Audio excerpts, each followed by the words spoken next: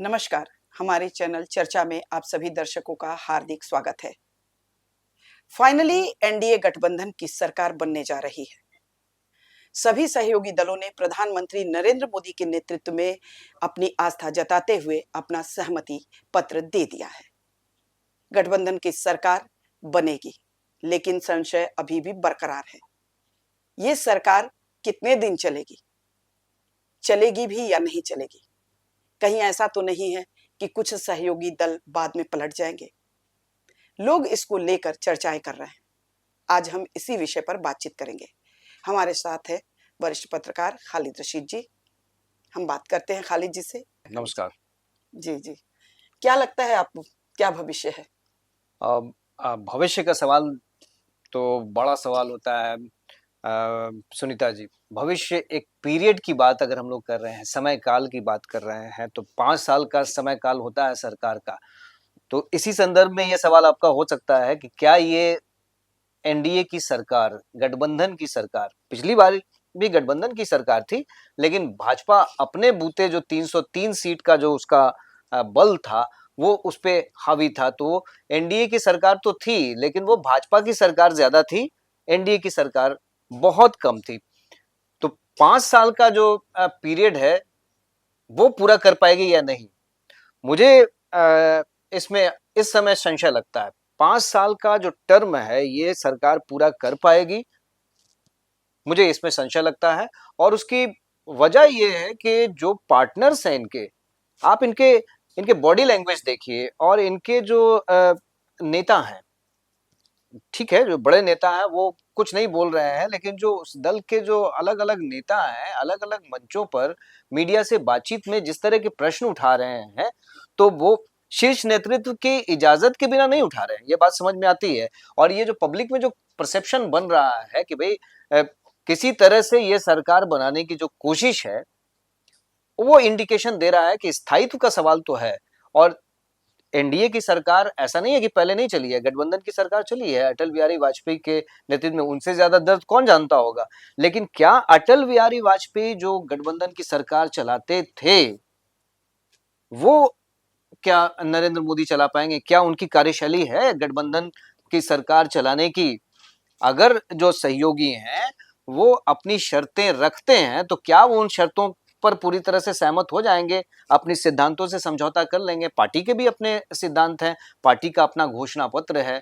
ये तो आप सही कह रहे हैं कि गठबंधन की सरकार चलाने का प्रधानमंत्री नरेंद्र मोदी को अनुभव नहीं है, लेकिन ये तो आप भी मानते हैं कि राजनीति के बहुत ही माहिर और चतुर खिलाड़ी हैं ये लोग। स्पेशली प्रधानमंत्री नरेंद्र मोदी और अमित शाह की जोड़ी, वो बहुत ही चालाक पॉलिटिशियन है जी। और इतना आसानी से वो हार मान लेंगे या सहयोगी दलों के आगे झुक जाएंगे, हमको ऐसा नहीं लगता है। हमको ऐसा लगता है कि फिलहाल उन्होंने राहत पा ली है और आगे वो कोशिश करेंगे कि कोई ऐसा गठजोड़ कर ले। राजनीति में कुछ भी असंभव नहीं। क्या हो जाएगा, कौन कब पलटी मार लेगा, इसका कोई कहा ही नहीं जा सकता है कि कैसे। जिस चतुराई की तरफ आप इशारा कर रही हैं, संकेत दे रही हैं, हम इसमें तो मानते हैं। प्रबंधन तो बीजेपी से अच्छा इस समय कोई नहीं कर सकता है। आप ये देखें कि जिस तरह से समर्थन पत्र सौंपा जाता है, जो परिपाटी रही है कि पार्टी का जो शीर्ष नेतृत्व है वो जो पार्टी जो सबसे बड़ा दल है उसके नेता को अपना समर्थन देती है और उसका ऐलान कर देती है कि हाँ हमने समर्थन दिया। लेकिन इस तरह के इवेंट नहीं होते हैं, जैसा कि इस बार इवेंट हुआ। मैं इसको इवेंट ही कहता हूँ। एक बड़ा इवेंट हुआ जो करीब 2 से ढाई घंटे तक चला और उसमें तमाम जो घटक दल हैं, उनके जो शीर्ष नेता हैं वो पब्लिक डोमेन में आए, उसका लाइव प्रसारण चलता रहा।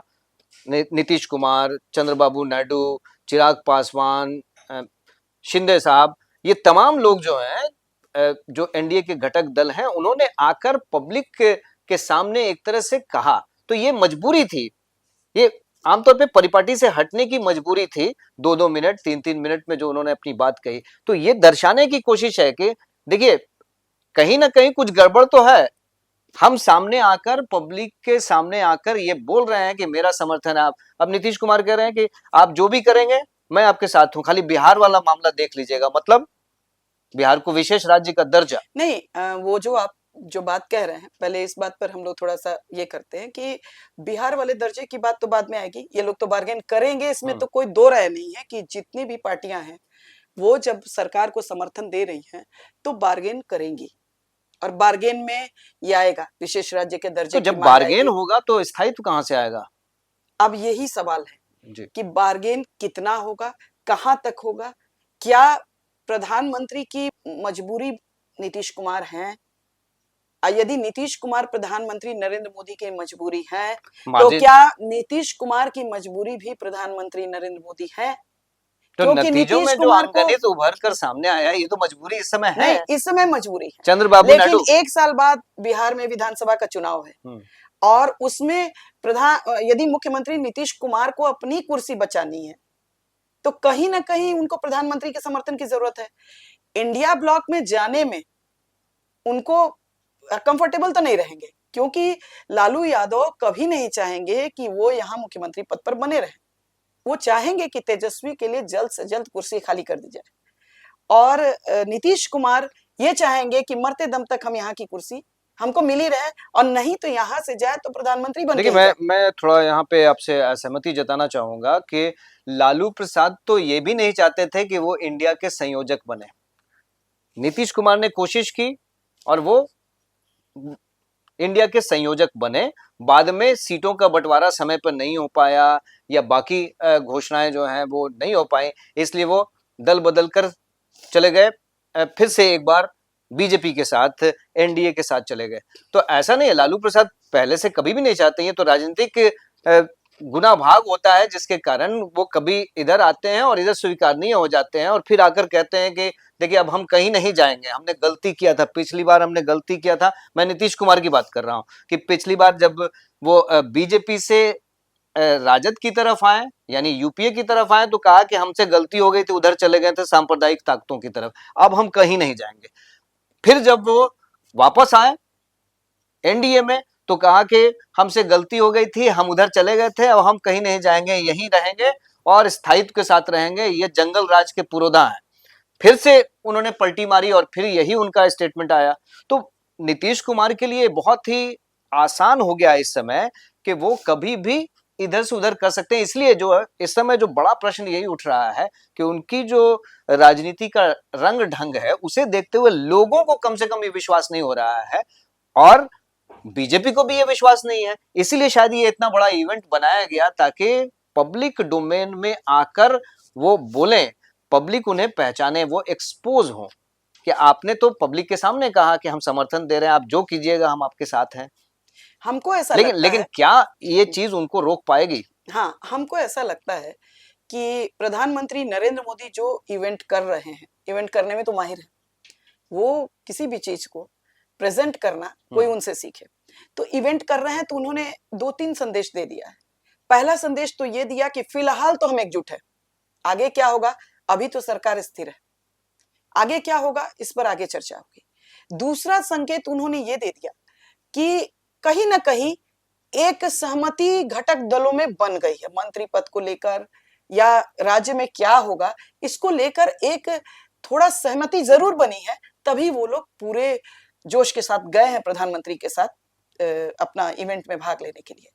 तो ये दोनों बातें हैं कि उन्होंने सहमति एक का बिंदु तय कर लिया है। अब उसमें यह है कि कितना बार्गेन होते हैं, जैसे बिहार को विशेष राज्य का दर्जा देना है, कॉमन सिविल कोड है और कई ऐसी चीजें हैं जो जिससे गठबंधन के जो सहयोगी दल है असहमत हैं। तो इस पे एक संभावना बनती है कि क्या मैं कोशिश इसमें करें। पूरी तरह से आपसे सहमत हूं कि सहमति तो बन गई है, सहमति बनी है तभी तो घोषणा हुई है और राष्ट्रपति द्रौपदी मुर्मू ने उन्हें दही चीनी भी खिला दिया है। 9 तारीख का जो डेट है वो फिक्स भी हो गया है, विदेशी मेहमानों को आमंत्रण भी दे दिया गया, वो शपथ ले रहे, तो सहमति तो बनी गई है। लेकिन सवाल ये है कि स्थायित्व की हम लोग बात कर रहे हैं कि गठबंधन सरकार जो ये बन रही है वो आगे क्या होगा। जब सेशन शुरू होगा, जब घोषणा पत्र को अमल में लाने की बात होगी, जब मोदी साहब की गारंटी जो है, मोदी की गारंटी कि हम जो घोषणा पत्र में जो रखते हैं उसको पूरा करते हैं। राम मंदिर का प्रश्न उठा तो ये हमारे घोषणा पत्र में था, या कॉमन सिविल कोड की बात हो रही है वो हमारे घोषणा पत्र में है, हम इसे लागू करेंगे, उस वक्त क्या रवैया होगा? टीडीपी की लाइन तो कम से कम ये नहीं है, मुस्लिम आरक्षण पे आप देख ही रही हैं कि वो किस तरह से चुनाव प्रचार के दौरान ही टीडीपी ने, चंद्रबाबू नायडू ने और उनकी पार्टी ने किस तरह से विरोध किया इस लाइन का कि नहीं मुस्लिम आरक्षण के हम विरोधी नहीं हैं, हम तो अपने स्टेट में देते रहेंगे, नहीं, कोई इसका आपकी विरोध बात करे तो से हम करे। सहमत हैं कि भाजपा अपने घोषणा पत्र को पूरी तरह से लागू तो शायद अभी नहीं कर पाएगी, जब और तक कि वो बहुमत का आंकड़ा जुटा मैं नहीं मैं यहाँ लेती पे है। एक चीज जोड़ के हम्म, चलूं कि जब एनडीए बहुत बड़ा था, कुंभा बड़ा था और पार्टी बहुत बड़ी थी, बीजेपी पार्टी बहुत बड़ी थी, 303 की अपनी शक्ति थी, तब यूसीसी पर को लेकर, सीएए को लेकर क्या रवैया था नीतीश कुमार का, जेडीयू का क्या रवैया था? आप देखें कि पिछली बार जब वो राजद के साथ आए तो किन किन कारणों को उन्होंने गिनाया कि सरकार की कुछ ऐसी पॉलिसीज हैं जिसके हम विरुद्ध हैं, इसलिए हम अपना लेकिन मेरे ख्याल से जहां तक मुझे याद है, जदयू जब सरकार के साथ थी तो उसने समर्थन किया था। समीक्षा की बात की थी, हाँ। उन्होंने उन्होंने समीक्षा की बात की थी, समर्थन नहीं किया था कि हम आउटराइटली आपको समर्थन दे रहे हैं, समीक्षा की बात की थी। तो समीक्षा का अर्थ ये होता है कि आप इस पे डिस्कशन कीजिए, आप इस पे चर्चा कीजिए, आप इस पे बातचीत कीजिए, आप इसको बिना बातचीत के आगे बढ़ा रहे हैं तो ये एक तरह की असहमति ही है, मुझे ये चलिए लगता है। खालिद जी, आपको क्या लगता है कि ये सरकार आपके हिसाब से कितने दिनों तक चलेगी? और देखिए भविष्यवाणी तो हम लोग नहीं कर सकते हैं, हम लोग आकलन ही कर सकते हैं कि इन बिंदुओं को अगर जिस तरह से अपने अपने घोषणा पत्र को अटल बिहारी वाजपेयी ने अपने समय में, बीजेपी का जो घोषणा पत्र था उसमें जो तमाम जो बिंदु कंट्रोवर्शियल बिंदु थे उसको साइडलाइन कर दिया था और 5 साल तक अच्छी सरकार चलाई थी, बल्कि कई बार वापसी हुई थी, 13 दिन, 13 महीने और फिर पूरा कार्यकाल पूरा किया था अटल बिहारी वाजपेयी ने। तो अगर वैसी पॉलिसी अडॉप्ट की जाती है कि जो कंट्रोवर्शियल मुद्दे हैं उनको किनारे कर दें, लेकिन इसमें भी एक जो सवाल है कि अब विशेष राज्य का दर्जा, क्योंकि नीतीश कुमार को और चंद्रबाबू नायडू की भी ये डिमांड है, आंध्र प्रदेश की भी ये डिमांड है, जब तेलंगाना अलग हुआ तो उस वक्त ये इशू था वहां पे विशेष राज्य का कि हमारे रिसोर्सेज चले गए हैं तेलंगाना में और तो हमें क्या मिलेगा इसके बदले में, तो वो वहां भी इशू है विशेष राज्य के हमको दर्जे लगता की है मांग जो विशेष है। राज्य का दर्जा 2018 में आपको याद होगा, अगर टीडीपी ने एनडीए छोड़ा था तो उसका मुद्दा यही था विशेष राज्य के दर्जे की मांग। तो विशेष राज्य के दर्जे को क्या फुलफिल कर पाते हैं? क्या आप अपने गाडगिल फॉर्मूले के तहत जो 5 पैरामीटर्स जो डिसाइड किए गए हैं उसको फॉलो कर पाते हैं आप?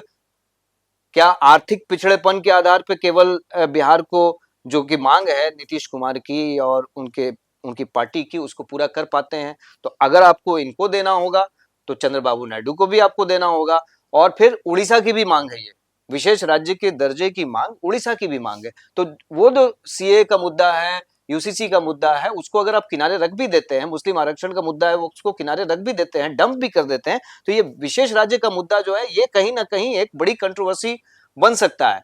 अग्निवीर का प्रश्न जो आप देख रहे हैं, तो क्या रवैया हो सकता है आगे, क्या रवैया हो सकता है, क्योंकि बिहार विधानसभा का चुनाव है अगले साल, 2025 में बिहार विधानसभा का चुनाव है और उसमें मेजर प्लेयर जेडीयू है, नीतीश कुमार हैं, तो वो अपने फेस सेविंग के लिए ये कोशिश जरूर करेंगे कि इस मुद्दे पर बातचीत हो, कंट्रोवर्शियल मुद्दे किनारे कर दिए जाए। लेकिन क्या बीजेपी इस पर, सबसे बड़ा प्रश्न मुझे जो लगता है वो यही है कि क्या बीजेपी इस पे कंप्रोमाइज कर पाएगी, क्योंकि तब फिर वहां बीजेपी पर भी ये आरोप लगेंगे कि आप समय के साथ बदलने वाले लोग हैं।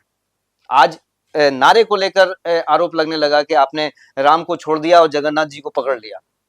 आज एक छोटी सी बात को लेकर ये प्रश्न उठाए जा रहे हैं कि आप जय श्री राम का नारा लगाना भी भूल गए, आप जय जगन्नाथ बोलने लगे। तो ये देखिए, ये आप तो राजनीतिक परिस्थितियों के चलते या राजनीतिक फायदे के लिए आप नारों को भी गढ़ते हैं, नारों का भी इस्तेमाल करते हैं, और आपका जो हिंदुत्व है, भाजपा वाला जो हिंदुत्व है, वो रियल हिंदुत्व नहीं है। ये कम से कम ये बात एस्टेब्लिश हो रही है कि भाजपा का हिंदुत्व अलग है जो राजनीति से प्रेरित है पूरी तरह से, और जो हिंदू संस्कारों वाला जो बंधुत्व, विश्व बंधुत्व वाला जो हिंदुत्व है, संस्कारों वाला जो हिंदुत्व है, जो जीवन में समाहित है, भारतीयता में समाहित है, वो हिंदुत्व अलग है। ये कहीं ना कहीं संदेश तो लोगों में जा रहा है। ठीक है खालिद जी, अब तो आगे हम लोग देखेंगे कि गठबंधन की सरकार कितने दिनों तक चलती है, और आपकी काफी बिंदुओं पर हम सहमत नहीं है, लेकिन सहमति का जवाब देने के लिए, असहमति का जवाब देने के लिए समय कम है। नहीं, चर्चा में इसलिए तो सहमति हाँ, असहमति की हाँ, गुंजाइश होती ही है। हाँ, और ये तो बहुत आज हम जो बहुत है स्वस्थ चर्चा यही है कि असहमति भी हो, हाँ, सहमति असहमति, असहमति के बीच में सहमति के भी बिंदु हो। और सहमति हमारी ये है कि हम ये चाहते हैं कि ये गवर्नमेंट स्थायी हो, क्योंकि जो देश के जो विकास की गति है वो बहुत अच्छी है, इस समय बहुत अच्छी है। मुझे व्यक्तिगत तौर पे लगता है कि देश की विकास की गति अच्छी है, ये रुकनी नहीं चाहिए। मैं सिर्फ आर्थिक प्रगति की बात नहीं कर रहा हूँ, मैं सामाजिक संदर्भ में भी बात कर रहा हूँ और जो सांस्कृतिक संदर्भ में भी बात कर रहा हूँ, विश्व पटल पे जो हमारी छवि बन रही है उसकी भी बात कर रहा हूँ। तो ये विकास जो है रुकना नहीं चाहिए, इसके लिए स्थायित्व बहुत आवश्यक है। तो उम्मीद तो हम भी ये कर रहे हैं कि सारे जो घटक दल हैं वो मिल बैठकर बात करें और कॉमन मिनिमम प्रोग्राम अब इनकी जरूरत पड़ गई। खालिद जी, चर्चा को हम लोग यहीं विराम देते हैं। अब देखते हैं कि गठबंधन की सरकार कितने दिनों तक चलती है। यदि हमारा ये वीडियो पसंद आया हो तो कृपया इसको लाइक करें, सब्सक्राइब करें और लगातार हमें अपना सहयोग देते रहें। नमस्कार। नमस्कार।